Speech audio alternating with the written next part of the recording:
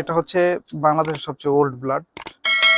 আমি যতদিন থেকে কবুতর পালি তখন থেকে দেখতেছি গররা কবুতরগুলো।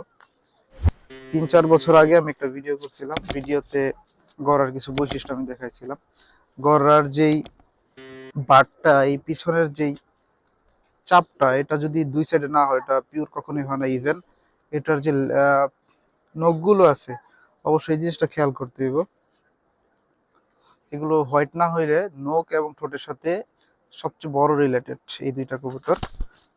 এবং কবুতরের 100% পিওর যে গড়াটা হয়, 10টা পাক, 1 2 3 4 5 6 7 8 9 10। এই পাশেও দেখেন 10টা আছে। গলাটা যেমন, সাপ চোখ, নখ, এভরিথিং ঠিক আছে। আমার খুব পছন্দের একটা ব্রিড। এরই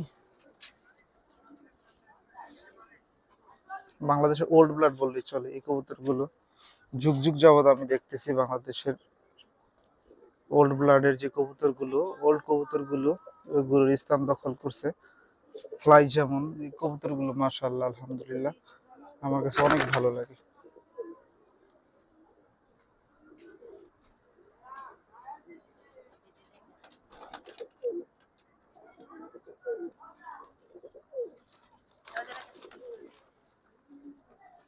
এখন আর কিছু না, কবুতর থিয়ে দিই।